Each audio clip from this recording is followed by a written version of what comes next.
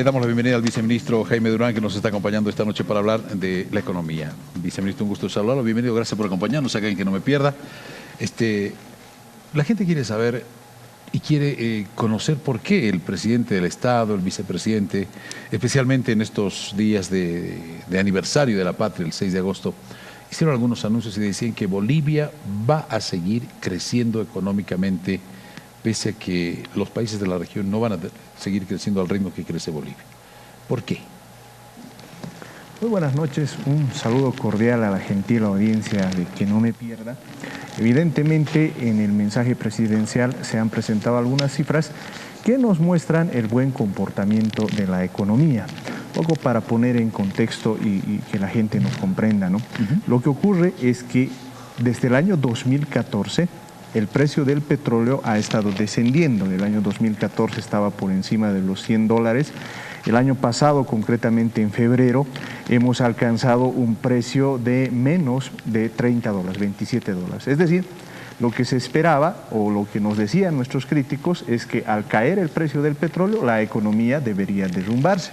Sin embargo, ha ocurrido un fenómeno interesante. Precisamente entre los años 2014, 2015, 2016 y con alta probabilidad el año 2017, Bolivia ha tenido la economía de mejor desempeño de América del Sur. Concretamente, para hablar en cifras, el año pasado se ha crecido al 4,3%, mientras América del Sur decrecía en menos 2,4% y teníamos casos como el de Brasil, que caía en 3,6% y Argentina 2,3%.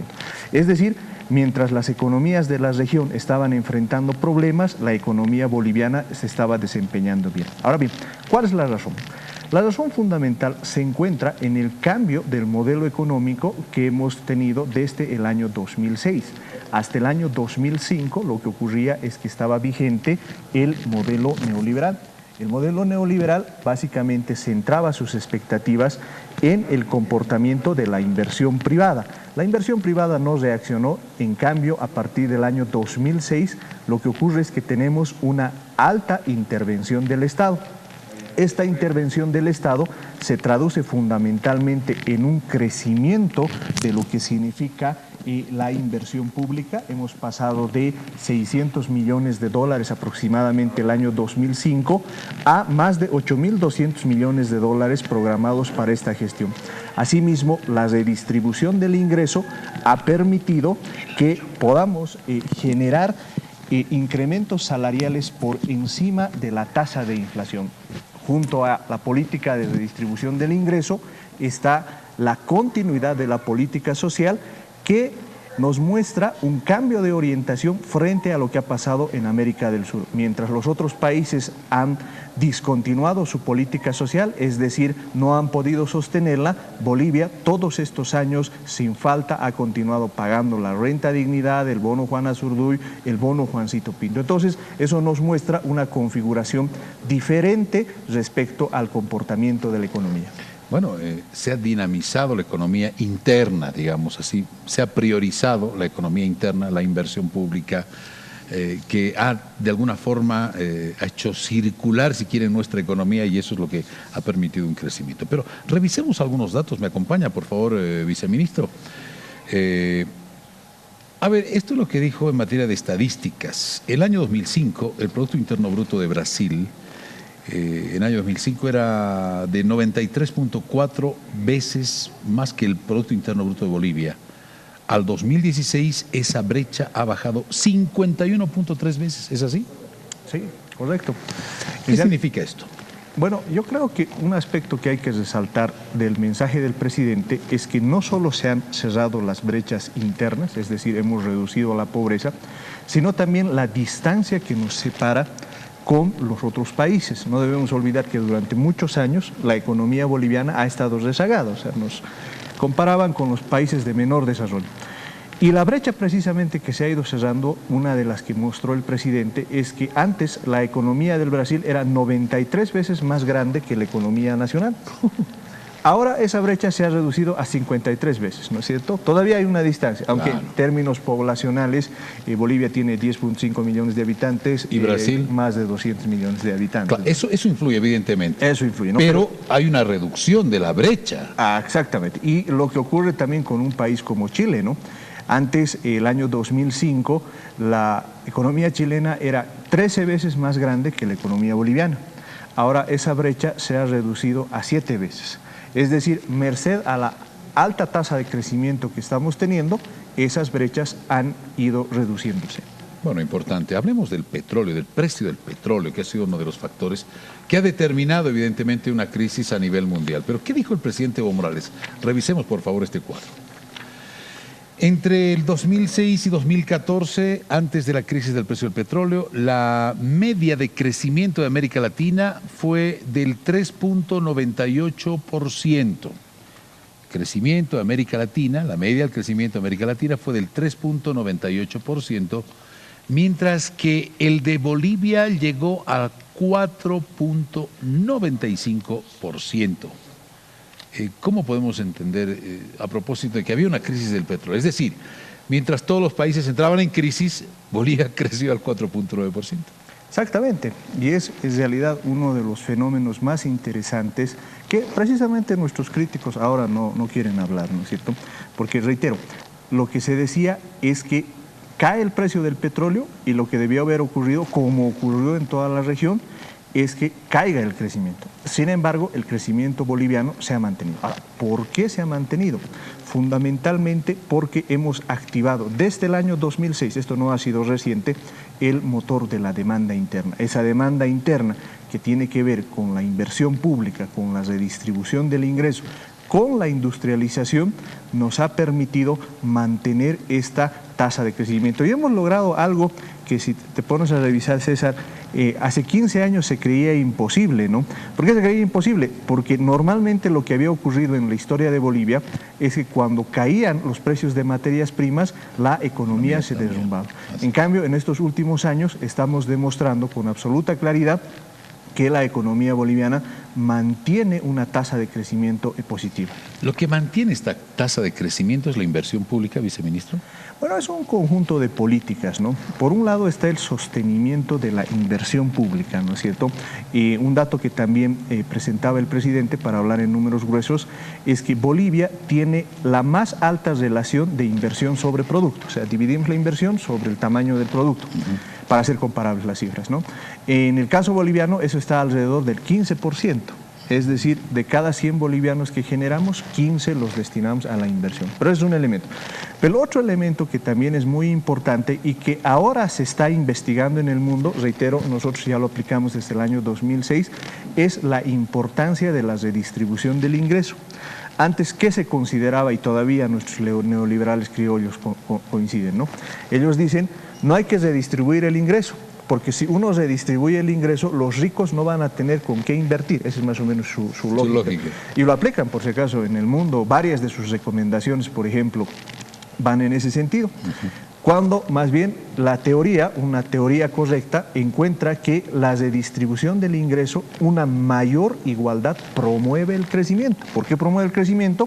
Porque en la medida en que la gente tiene mayor poder adquisitivo, genera un mayor mercado interno. Todos los países que se han desarrollado han potenciado su mercado interno. A ver, revisemos este cuadro que, a propósito de la inversión pública, esto es lo que decía el presidente, por favor. Inversión pública pasó de 629 millones de dólares el año 2005. O sea, hasta el 2005 se invertían 629 millones de dólares a los 6.026 millones el año 2016. Y para este año se ha previsto una inversión de más de 8.000 millones. Estamos hablando de 8.229 aproximadamente de dólares. Así es. Y hay varios aspectos que comentar al respecto, ¿no? El primero de ellos es que antes Bolivia no tenía plata para invertir. Si ustedes recuerdan, por ejemplo, un año como 2004, el presidente Mesa anunciaba que no deberíamos ser muy estrictos con las transnacionales porque estaban en riesgo créditos con el BID, con el Banco Interamericano de Desarrollo, y el Banco Mundial, para pagar los aguinaldos de ese año. O sea, a ese nivel habíamos ido. Para pagar los aguinaldos necesitábamos prestarnos plata y para hacerlo no debíamos pelearnos con las transnacionales. En cambio ahora estamos hablando de un país que en términos de relación de gasto-ingreso corriente tenemos un superávit del 10%. El déficit que tenemos coyuntural se explica fundamentalmente por la alta tasa de inversión que estamos teniendo. Hemos pasado de 600 millones de dólares a 8.220 millones de dólares. Con esto estamos demostrando que el motor de la inversión es el sector público, algo que también hay que resaltar, porque antes, ¿qué se creía? Que el Estado era un mal inversionista, era un mal administrador. En cambio, estamos demostrando con claridad que cuando interviene el Estado, cuando hace inversiones eficientes con tasas altas de retorno, y esto es importante decirlo, porque hemos escuchado por ahí algunos analistas que intentan confundir a la población, indicando de que estas inversiones no tienen retorno, cuando esa no es la realidad. Claro, y a eso algunos analistas también han manifestado de que también el déficit fiscal ha crecido con esta inversión pública, que es bastante amplia. Sí, y ahí hay que explicar muy bien con absoluta claridad, ¿no es cierto? El déficit fiscal, el que tenemos en Bolivia, es un déficit fiscal sano. ¿Por qué es un déficit fiscal sano? Porque está dedicado fundamentalmente a financiar la inversión pública. Dos elementos explican el déficit fiscal. Por un lado, el uso de los saldos de caja y bancos, ¿no es cierto? Es decir, todo lo que no se ha gastado en los anteriores años, el ahorro del país, por decirlo de alguna manera, es una parte del déficit, y la otra parte son los préstamos internos y externos que nos permiten financiar esas inversiones. Un poco para que la gente me comprenda, es más o menos esta relación. Si uno, por ejemplo, quiere comprarse su casa, está haciendo una inversión, no es que, digamos, va a juntar toda la plata en uno para recién comprarse. En realidad, lo que va a hacer es prestarse plata, va a incurrir en un déficit, pero en el tiempo eso le va a generar un déficit porque va a tener una ganancia de tener la vivienda propia o, en su defecto, incluso generar ingresos alquilándola. Igual hace el Estado. Invierte ahora, tiene un déficit fiscal coyuntural, pero en el tiempo estas inversiones van a generar réditos y ese déficit se va a convertir en superávit porque vamos a generar ingresos para el país. Todos los países en el mundo crecen de esa manera y por eso también Bolivia está siguiendo ese camino. Bueno, ¿cuál era las reservas internacionales hasta el 2005, digamos? Hasta el 2005 nunca hemos pasado de los 1.700 millones de dólares. Las reservas internacionales, 1.700 millones de dólares. Sí, y un poquito para que la gente comprenda cómo funcionaba en esa época, ¿no? Que reitero, hay muchos que intentan vender a la población de que deberíamos volver, ¿no? Teníamos reservas de 1.700 millones de dólares, pero además teníamos una economía dolarizada. ¿Eso qué quiere decir? Que transacciones y los depósitos del público estaban en dólares. Entonces, ahí había una fuerte dependencia de las reservas, porque si de pronto había una corrida bancaria, por decirlo, la gente iba a los bancos a recoger sus dólares. Su plata, claro. Y con eso hacía que las reservas internacionales se caigan. Entonces, el presidente del Banco Central de esa época vivía pues con el Jesús en la boca, ¿no es cierto? En cambio, lo que ha ocurrido en estos últimos años es que hemos subido el año 2014 a más de 15.000 millones de dólares, que de nuevo, fíjate cómo de estar en los últimos lugares hemos pasado a los primeros lugares, porque haciendo la relación de estas reservas con el PIB, estamos hablando más o menos un 38% del producto. Primeros lugares. Evidentemente, en los últimos años, producto de la caída del precio del petróleo, las reservas internacionales han descendido, ¿no? Pero un aspecto interesante que mostraba el presidente es que el signo está cambiando, ¿no? A fines del año pasado estábamos algo ligeramente por encima de los 10.000 millones de dólares. En el último dato que tenemos a junio-julio estamos por encima de los 10.300 millones de dólares. Es decir, nuevamente se están recuperando. Pero además, dato importante, en una economía bolivianizada. Es decir, no dependemos de la cantidad de dólares que tenemos más que para las transacciones internacionales. A ver, a propósito de esto, sigamos revisando otros detalles estadísticos que anunciaba el presidente en su discurso, por favor. Hablamos de la tasa de desempleo. Revisando la región sudamericana, latinoamericana, Bolivia tiene la menor tasa de desempleo en Sudamérica y en la región con un 4.5%. ¿Qué significa esto? La menor tasa de desempleo en Sudamérica. Bueno, lo que ha ocurrido Sudamérica en los últimos años es que como han caído los precios de las materias primas, los ingresos del Estado, el movimiento económico que se ha tenido en la región ha descendido. Esto ha tenido una directa repercusión sobre el desempleo, es decir, si hay una menor industria, hay un menor movimiento económico, quiere decir que se necesita menos gente y por lo tanto el desempleo ha subido. Para revisar algunas cifras, en América Latina en promedio la tasa de desempleo era cercana al 9%. Tenemos casos como el del Brasil, 13%, Colombia con un 10,3%, Argentina con un 8,5%.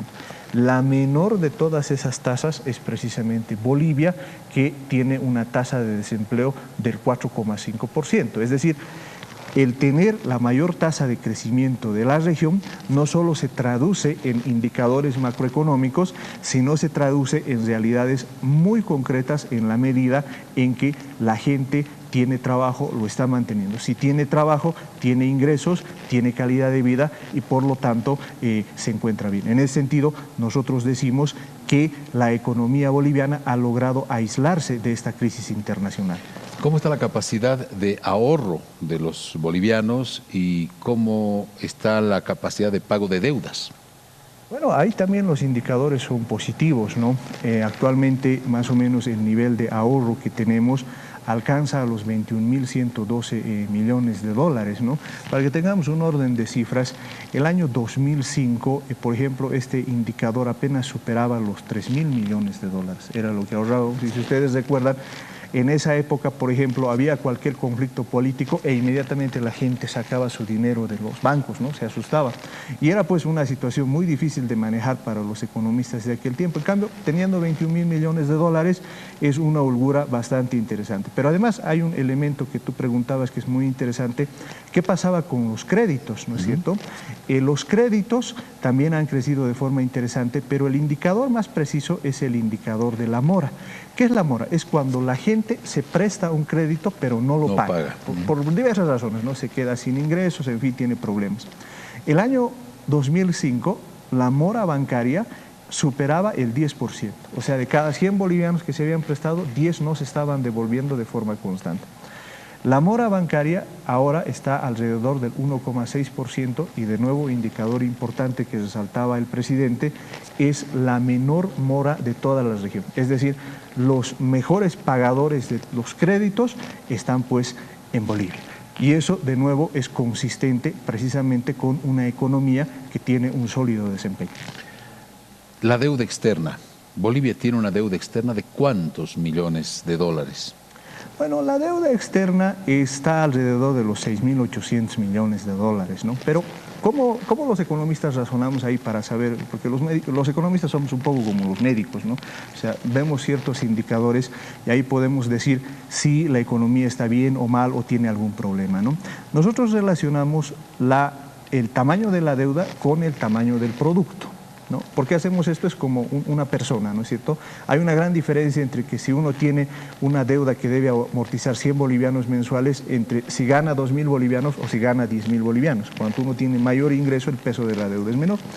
En el caso de Bolivia, la deuda externa representa el 23% del producto.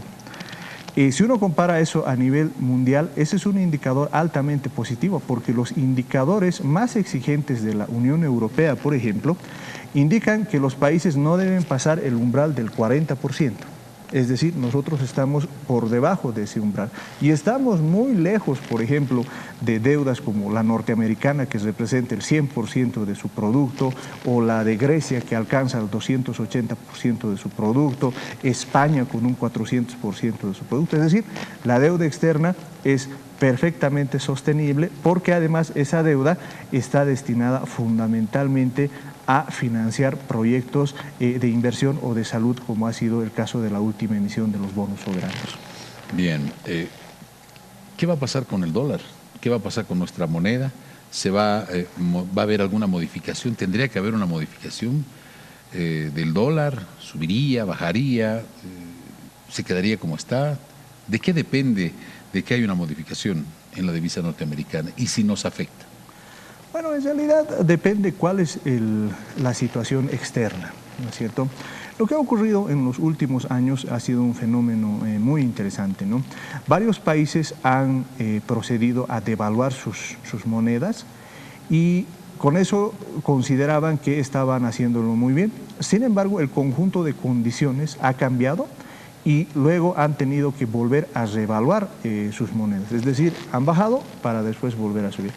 Bolivia, en cambio, tras un análisis concienzudo que ha realizado el Banco Central de Bolivia, viendo las condiciones externas, ha optado por mantener su tipo de cambio. Y es decir, ahora estos países que inicialmente han devaluado y luego han tenido que revaluar, se encuentran en las mismas condiciones en las que está Bolivia.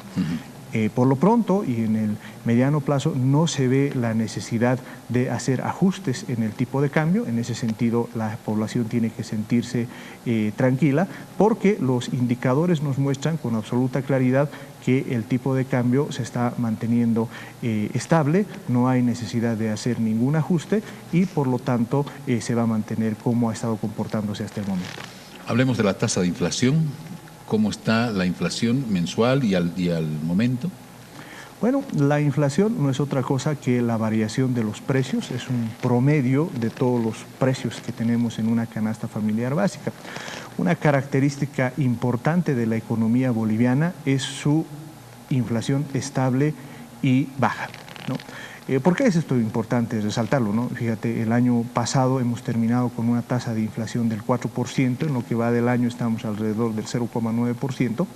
Esto es importante verlo porque Bolivia tenía el récord en la década de los 80 de haber tenido la más alta hiperinflación en tiempos de paz. O sea, ese era nuestro récord. En realidad, en la época en la que yo estudiaba economía, había un libro de macroeconomía precisamente donde el ejemplo boliviano era utilizado para enseñar a los alumnos lo que no se debe hacer en economía. O sea, a ese extremo habíamos llegado, ¿no es cierto?